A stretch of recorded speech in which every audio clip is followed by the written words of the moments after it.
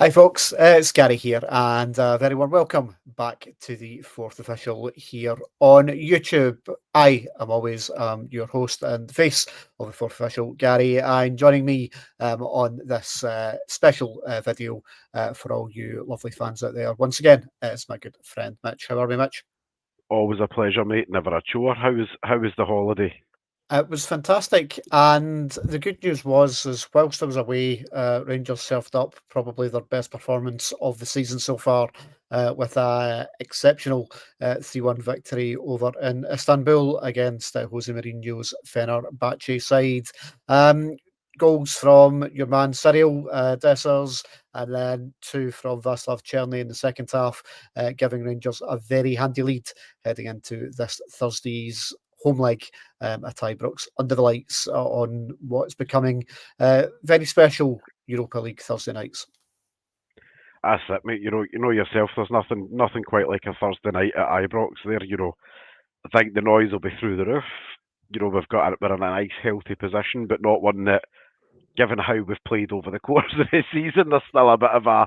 I think we've all still got a bit of the jitters there, but we'll be all right. I think. I think it's going to be a. I don't expect to see us going, balls to the walls, so to speak. I expect it to be a little bit more kind of cagey, us to be a bit more reserved and make them come to us.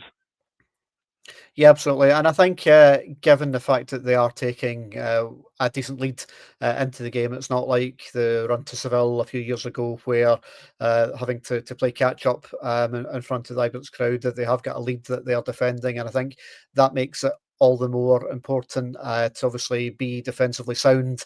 And I think that's where Barry Ferguson and his team of advisors, if we want to call them that, take a lot of credit in terms of the slightly adjusted shape they had on Thursday night in Istanbul, which tended to hide some of the deficiencies we've seen defensively from Rangers of late, particularly in behind the fullbacks, playing with the kind of three at the back, which have tucked in a wee bit, certainly gave us a bit more of solidity, and it allowed the likes of Václav Cherny and Modi Amandi to be a bit more of their natural game, and that certainly showed over in Istanbul. It certainly did, and I think for the return leg as well, we're going to have Dijon back now as well, who'll have another full week's training under his belt now as well, and I think he's probably going to be quite important, in my opinion, anyway. For Thursday, of whether that be the impact man on the other to give that bit of steel like he was obviously on the Thursday just gone, or in from the start to give us that little bit of buff.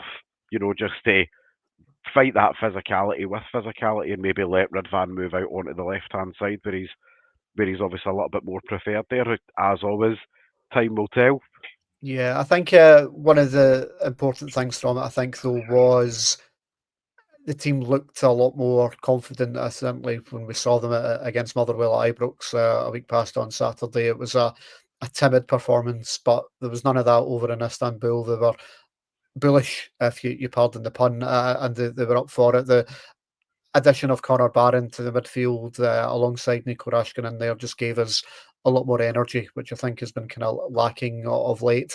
No harm to the likes of Yanis Hadji on the Dean Bayrami, but they're not energy players, and I think you saw the impact of having Barron back, obviously first time since Manchester, and he's been a big miss in that area because he does give you legs in there, which we don't The necessarily industry. have when he's not there.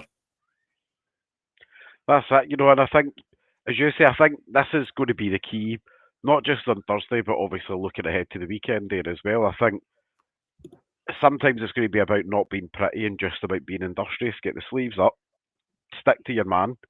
It's a wee bit, I would call it almost like playground football. Stick to your man, know your job, don't let your man beat you. That's, and if your man does beat you, go and help your pal out. Yeah, And I absolutely. think that's not going to just be the case, I think, for Thursday, but I think also, obviously, for Sunday there as well. We're coming off the back of winning the last Old Firm, and, I think, as always, this team tends to thrive and there's little pressure on them. And given where the league is just now, the only thing to play for at that point is a bit of respectability at that stage. Yeah, certainly over on our Patreon channel. That's www.patreon.com, the fourth official. You'll get all the post-match analysis from Thursday night at Ibrox against Fenerbahce, and also in the build-up, obviously, to the big Old Firm game on Sunday. Also, big news kind of coming out of Ibrox this week's Mitch was a bit more detail behind the kind of recent share offering that was given. Obviously, we've spoke a lot here on this channel and on the network about the 49ers Enterprises takeover talks and how they are continuing. Very much this new share issue seems to be the existing board looking to convert some debt into some equity to obviously aid that takeover process. I think so, and I think you see it quite a lot with most takeovers. With most clubs there as well. Share issues being released to current directors there that essentially this is how they'll get paid back as the purchase is obviously taken over. When those shares will likely be the ones that are purchased, obviously, as part of the takeover, and that's obviously part of the club then almost becoming debt free, almost as part of the takeover. But there are many people who are finance experts out there who are not you and I. Last I checked, I don't have an accountancy degree, but you see it quite a lot regularly. We've seen it with Newcastle, obviously, as they get sold. We've seen it, recently with Man United as well, with share issues being released, current directors taking money back out in the form of the shares, and then those shares will probably then be diluted over the course of the next couple of years by the current incumbents there that are obviously likely to do the takeover there. Yep. Interesting you mentioned Man United there. One of the other big stories coming out today, I'm sure you've all seen it all over social media, that is the first images of the projected new £2 billion pound stadium being proposed by Ineos and obviously the incumbent owners of Manchester United. Some of the images that I think have shown signs of a circus tent, maybe something that's a bit related. I've seen some Star Wars makeup and stuff in there. It's certainly very futuristic. Not quite how related it is to the Manchester weather. Some of the images have released, but doesn't look like a football stadium, and certainly some of the images that they're presented. And I think it's yet another example of how the English Premiership yet again is kind of looking to kind of take it away from the average punter on the street to go to the game. It's very much looking to serve a tourist kind of function. Obviously, biggest stadium in the UK it'll be with over 100,000 seats, Wembley the North. And I think a lot of the Man United support that we've seen today have came out and saying, "Yep, absolutely, a new stadium is needed," but not massively impressed with what they've first seen. I think, and I'm kind of glad we've touched on the Man United subject because we've all seen Jim Radcliffe's absolute car crash interview yesterday with Gary Neville. It started off, the handbrake came off, and before we know it, somebody cut the brakes completely. And I think there's a bit of a general perception thing there when it comes to Ratcliffe there as well.